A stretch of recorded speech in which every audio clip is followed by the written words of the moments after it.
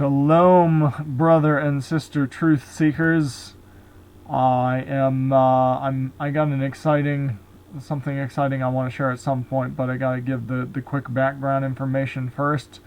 So, I believe, first and foremost, Genesis 1:14 tells us what the timepieces are, and I don't believe in adding to or taking away from the scriptures, and this scripture says the lights in the firmament of heaven are to be for signs, for seasons, for days, and for years. And the years is really kind of the important one.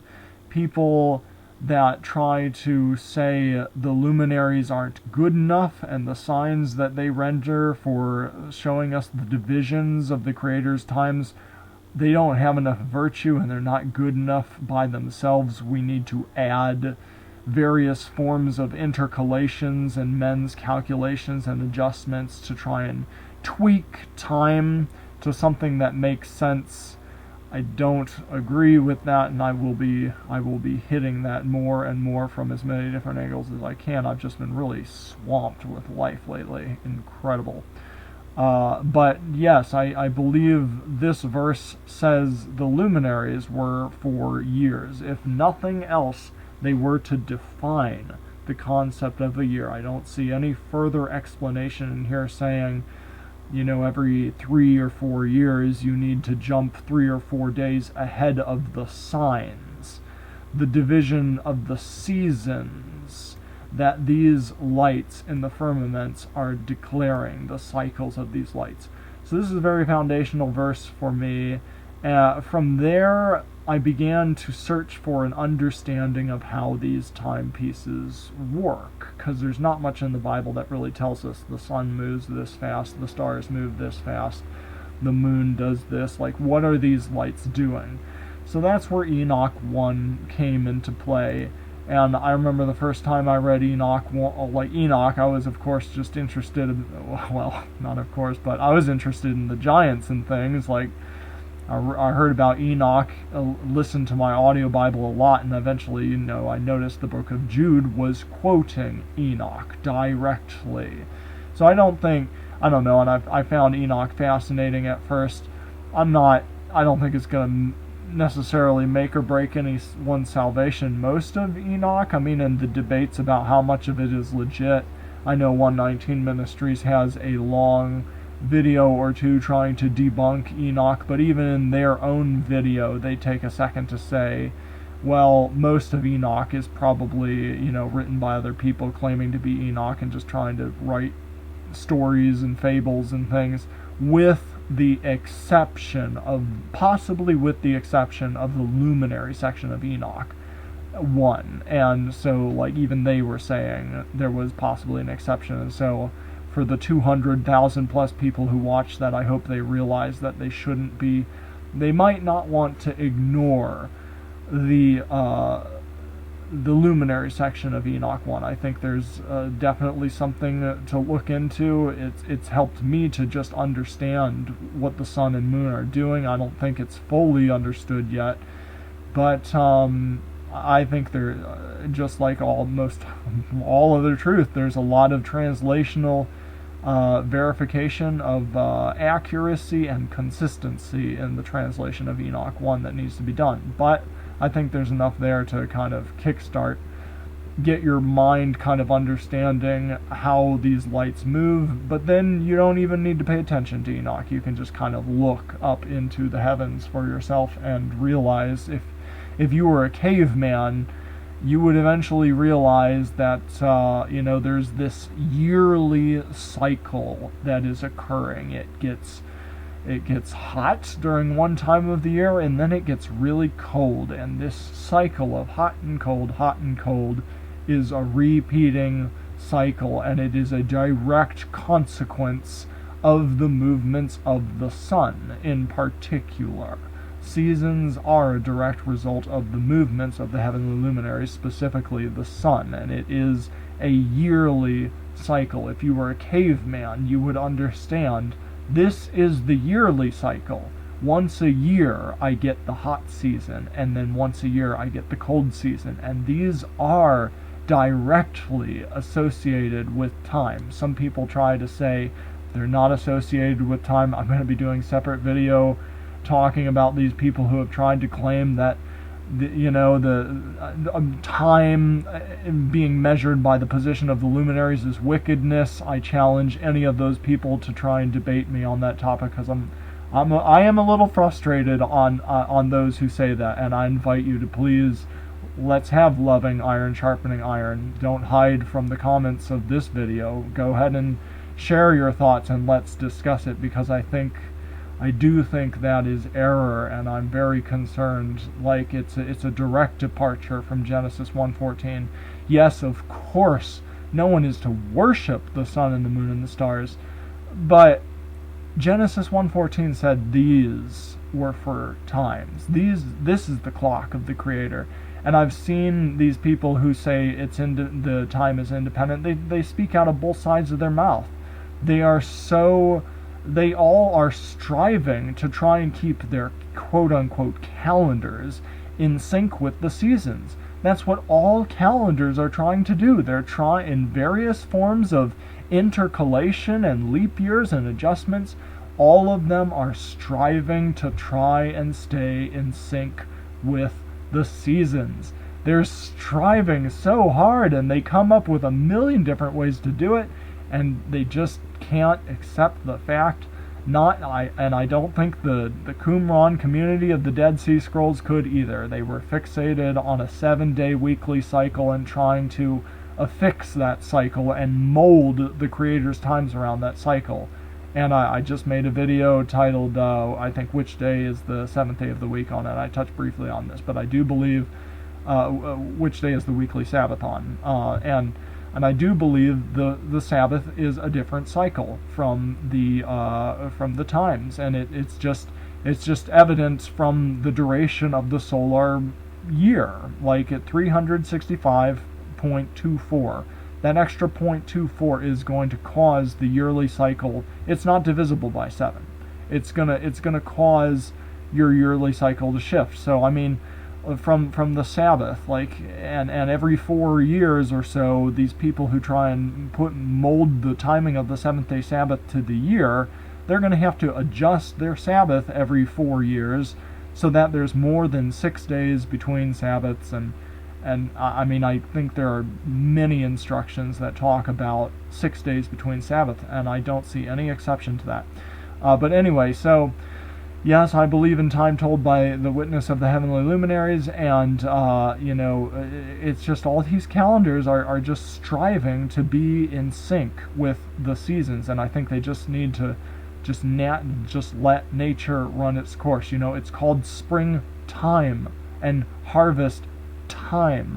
Like, time, these are time-related concepts, definitely and absolutely, I believe, and I invite anyone to go ahead and share your thoughts on why you think it is not, and we will have loving iron sharpening iron on that, because I think this needs to be flushed out, and I really do. So anyway, I jumped into Enoch just to kind of gain an understanding of things, and for those of you who value Enoch, I mean, I'll just mention some highlights. But like I said, if you were a caveman and you just realized Genesis 1:14, I think you could just eventually realize, you don't necessarily need Enoch, is what I'm saying. And in fact, there's no calendar in Enoch. There's no quote-unquote calendar in Enoch. Enoch, the calendar is in chapters of the Bible like Leviticus 23, where he tells you count so many days on this month, but I mean, and Genesis 1:14 tells you what the timepieces are. Enoch just kind of helps you to understand how those timepieces work.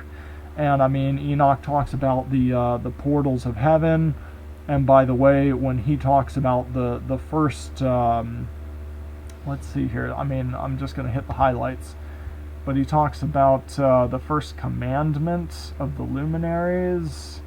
Well, I don't know, when he starts to describe the movements, the first thing he describes is, he says it rises. So that's another important topic I'll get into at some point, but the sun is rising when time begins. It wasn't setting, it was rising. This is how the year begins. He's describing the first month. and he says it rises in the fourth great portal. This is a specific location. Enoch says there are 6 portals in heaven. And so, I mean, and from this description, he says it's starting in the 4th portal, and it eventually progresses to the 5th portal, somewhere in here. I don't know where, but if you if you read through here, let's see, 9 parts. Wow, I mean, all of this, the 5th portal here. So it goes from the 4th to the 5th to the 6th, and then it goes back to the 5th to the 4th to the 3rd. So my point is, when you stack the portals, this is my current understanding of what he's talking about, and my computer's frozen at the moment. Okay, here we go. So I'm just going to explain this layout in a moment, but so this is what I think he's talking about when he says portals 4, 5, and 6. And what I have done in this picture is I've taken pictures, I've made myself a stationary mount to put my camera on that does not move. Like, so I can drop my camera into this mount and I can take a picture of the night sky, and I have the same frame of reference for every photo I take. So I can take photos from different times and I can just shift them and slide them up. I can take a new photo that I took and I slide it up to the upper left corner here, and they all get justified to that corner, and so I can see how things relate in position to one another just by justifying them to that corner. But so what I did was I took pictures of Orion's belt, about an hour every night. When it was over there, okay, my computer's going crazy. When it was over there, I took a picture. When it was over here, I took a picture. When it was over here, I took a picture. And that's what this red line is. This is what's called the celestial equator. And for those of you who may or may not know, let's see here, if you've ever heard of these star trails, like when you look up at the stars at night, this is actually a unique star trail. Most of them, if you live in the north or the south, you'll see these wheels. Some of these pictures are actually fake, so you gotta be careful.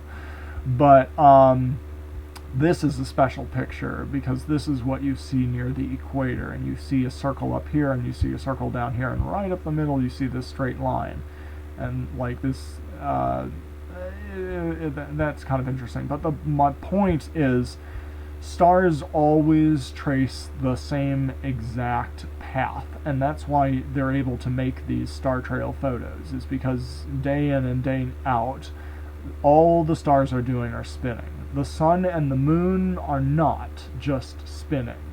The stars are moving. So that's how I got the picture. This little compass for reference here is showing you that east is up here and west is down here. And so the stars are spinning, and I just snap pictures like every hour of the sun, the stars progressing across the sky from east to west. And the sun and the moon obviously also are progressing from east to west over the course of every day. But in addition, different times of the year, the sun will also shift north and south. See the north and south? The sun will shift north and south of this middle line of heaven at the so-called celestial equator. And so these are the portals of heaven that I think Enoch is talking about, because it corresponds with the seasons. If you read Enoch, the different seasons, like the hot and the cold, are corresponding to where the sun is. And so, for example, around the spring and the fall seasons, the sun is near this middle line of heaven, right between the 3rd and the 4th portals, and near the so-called equinox events. But during the longest day of the year in North America, for example, the sun is obviously going east to west every day, but it's slowly shifting north as well, until it reaches like the highest point that it'll reach on the longest day of the year. And I took this picture approximately around that time, just to give you an idea of how much movement there is in the sky. It's not much, but it's a unique way to tell time. And this is what Enoch talks about, I think. He talks about the movement of the sun through these portals, these extreme positions. And the sun also is going east to west a little slower than the stars. And so that's why you get like the what they call those calendars, or the I don't like the, I mean, it's similar, the original zodiac, but forget about how the pagans hijacked it. But you can tell too what you can, the sun's position with respect to the stars. There are two ways that you can tell what time of year it is. One, where the sun is north to south, with proximity to the celestial equator. So if it's way up here, then you know it's summer, and if it's way down here, you know it's winter, and right in the middle is like spring and fall. But the other way you can tell time is the sun is, because it's slightly slower than the stars, is drifting from constellation to constellation to constellation each month. Like I said, kind of like the zodiac. But I don't know if Enoch talked about that one specifically. Maybe he did in some of the other chapters, but I'm fairly certain he talked about these portals of heaven, and this is the movement that he was talking about that corresponded with the seasons. We have seasons because of the sun's position with respect to the celestial equator. So when the sun is way up here in the sky, we have summertime, and when the sun is down low in the sky, we have wintertime. And again, that's in North America. So the so that's what I've done here, and I've just kind of dropped this in for scale. But like, this is a picture of Orion from that I took from Stellarium, and this blue line, you can pop that on in Stellarium. It's a grid line option you can pop on, and if you look in Stellarium, it has a number at 0 degrees. So this line, and it runs right above the top star in Orion's belt, and 0 degrees is the celestial equator. It's the center line of heaven, and it's this line that runs right between the third and the fourth portals. So again, when Enoch said, the sun rises in the first month in the great portal, which is the fourth portal, another thing is, notice that this fourth portal is bigger than the fifth portal and bigger than the sixth portal. And I think that's because the sun actually moves faster. It's north-south, it's slight north-south shifting every day. Like, obviously it's moving east-west every day, but in addition there's this slight north-south shifting. And I think it's more, there's more shifting that occurs closer to the celestial equator, but as you get farther away, the shifting each day is a little less and a little less and a little less, and that's why these portals ends up being a little smaller, I think. But anyway, if the sun was entering, it says it was entering the fourth great portal, rises in the fourth great portal, and like eventually it ends in the fifth portal. So if the first month was in that portal, then it makes sense, the first month was from here to here, and so that's the middle line of heaven. Like, if it started here, then it went here and it entered the fifth portal, then the next month was here, then the next month was here, then the next month was it coming back, and the next month was it coming back to this one, and the next month was coming back here. So the point is, if it entered the fourth portal for the start of the year, that's right when it crossed the celestial equator here. And we can tell where the celestial equator was based off of, there are different ways to do this, and I think the ancients probably, with their monolithic structures and their stargazing windows and different geometric objects that they built, they used those as frames of reference to mark, kind of like how I'm doing nowadays modernly with a camera. But I think they could do it with different objects like the tops of pyramids or different things. They could mark the trail of the stars, so that then during the day they could compare to see, well, where is the sun with proximity to the stars.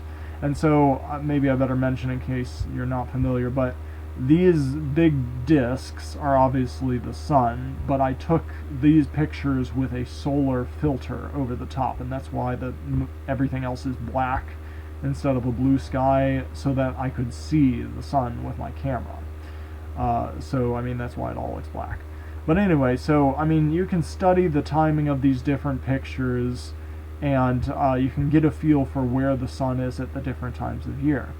So that's just kind of a preview on like I'm going to be trying this method again. There are other methods and I'm still attempting, and I mean there's other truth seekers also attempting like different sundial methods, and I'm going to try and collect their data as well. And there are Facebook groups. Maybe I'll post those in the description below this video. But I will be trying the straight line method again. I've been testing that method for years now, and my question with the so-called straight line method is I just wonder if different people at different latitudes, I just want to make sure that everyone is seeing that quote-unquote straight line pattern with the sundial on the same day, and that it's not happening, like I said, like someone at the equator isn't seeing it a day or two before or after someone who was living like up in Greenland or something. Like it's just part of the testing process. And so the two methods I'll be using this year is I'm going to try and remap the celestial equator. That's kind of the exciting piece of news that I have to share, because I have a better camera now that I didn't realize I had, and I've kind of been living in Egypt and I didn't even know if I'd be able to do it, but I think I might be able to do that again this year. So I'm going to try this method again to see when the sun crosses over the celestial equator, but then I'm going to also try the straight line method, and I'm also going to compare with previous data that I've collected over the years. So I mean we'll have a few different bits of information to compare to, and like I said, there's hopefully going to be a whole slew of other people kind of around different places on Earth that I'm going to try and hopefully get their data and get it all coordinated to one place for comparison. But yeah, I guess that's about it. Just wanted to start prepping people for that. I hope you get out there with a sundial and try the straight line method, or if you want to try this method, you can try that too. But I just wanted to say the exciting announcement. The thing that I'm excited about is when I started with this method last year or the year before or whenever it was, I was using like a 15-20-year-old camera, and maybe it was 10 to 15 years, and it wasn't that great of a camera, and I didn't even know it would take pictures of the stars, but it did. But they were really, really, really, really hard to see, and I had to spend literally hours like looking and staring at the picture, trying to figure out where the stars were, and then eventually I had to drop these red dots over where Orion's belt was. I did have more of them up here, but they're kind of covered up by the layers of other pictures that I've dropped over this photo. But so that was really a challenge, and I mean honestly, when I got Orion up here, I really wasn't sure. It was so hard to tell. I just never felt totally warm and fuzzy about the exact location of this celestial equator. And as you can see, I'll move this out of the way. As you can see down here, there are two arrows that I had drawn for the celestial equator, kind of showing the fine-tuned questions I had about the location of that celestial equator, just because I didn't have good pictures of the stars. This was the first year I tried it, and the camera wasn't very good. But then I got my hands on a better camera, and these are some of the settings. I kind of had to educate myself about how to take pictures of the stars, and I think one of the biggest things was the exposure time. Like, it kind of stared at the stars for like 30 seconds, and it was able to get like a nice, you can see Orion's belt clearly there, and this is, I mean, that's all I need right there. Like, that's very, very clear. I mean, if I'm able to have pictures like that, I can easily just plot a line right over the top of that to get a feel for where the celestial equator is. But the problem with this nicer camera was, when I started to overlay my pictures of the sun and I slide them up into the corner up here, the overall size of this picture of the sun was not matching the overall size of the picture of the stars that I took, and I could not figure out why that was. But because there wasn't an exact match, I couldn't use it wasn't working. Like, it wasn't going to work, because in order for this method to work, like the camera needs to be in that same exact mount position, and the photos need to be the same exact size. So when I overlap these photos, like they're the same exact position, and then I can tell like where the sun was with respect to the stars. But because these photos were different sizes, it wasn't working, and I wasn't ever able to figure that out. But now, kind of thinking in retrospect, I'm wondering if maybe that had to do with the fact that it was taking 30 seconds to build this photo, because it was staring at the stars for 30 seconds, and I had to hold the camera perfectly still for 30 seconds. And I wonder if because it did that, because the exposure time was so long, maybe that's why it shifted the size of the picture. But so that was kind of disappointing, and so I mean, this with the better camera wasn't working, and then with the old camera, that really, I didn't want to hang my hat on that either, because the pictures were so faint. And so anyway, over the course of this past year, it's been really crazy. One day, when we get to eternity, I'll explain all the insanity that's been happening lately. But we've been going through trials, and so I just haven't had much time, unfortunately, as much time as I would like to dedicate to stuff like this. But on top of it, the camera that I had, the better camera, someone took that away, and I mean, we're just living in like this temporary living situation where I just feel like we're in Egypt right now, and nothing was really, I didn't have the equipment, and I didn't think I'd be able to even like have the opportunity to do much of this kind of stuff this year. But I recently, much to my surprise and excitement, I discovered that the new phone that I got recently for work, I mean, it's my personal phone, but I mean, I just had to upgrade to try and keep in stride with my boss, who is very tech savvy. But I mean, the phone that I got, I was pleased to discover, actually has the ability to take nice pictures of the stars at night, clear pictures. And so this is an example of one of the pictures I snapped real quick tonight, just to test it out, to see if I could even get a picture of the stars. And I was very pleased and very excited to see that it had like a night setting on it, and it took like I think it took 3 seconds to take this picture. So I mean, it kind of had something going on, I guess, kind of like the other camera. I don't know exactly what that was, the exposure time, but there was something like that for this new camera. And but I can adjust it. So I think I'm gonna see how, just in case, I'm gonna have to experiment to see if it really needs to even take 3 seconds to do it. Maybe it can do it in 2 seconds or 1 second. But my concern is, again, I'm hoping that the speed that it takes to take this photo does not affect the size of the photo. Like, the photo needs to be the same size. So preliminarily, I am excited that it took this picture. The next step that I will be working on, now that I know I have a piece of equipment that can take a picture like this, is I need to find a new mount position that's not going to have so much light pollution. A picture that I can take of a good chunk of the sky, so I can see Orion kind of progress across the sky, and I can map out the belt, and then I can take a picture of the sun during the day with my solar filter to see where it is with proximity to Orion. But I'm excited to do that, so the next step will be setting up a mount, and then the next step after that will be to snap a picture at night and pretty much map out the celestial equator. But then I need to take a picture during the day, and I need to overlay those pictures and make sure there's no funny business with the size of the photos slightly changing. And if anyone knows what might be changing the size of the photo, please chime in and let me know, so I can like try and adjust this and get this done.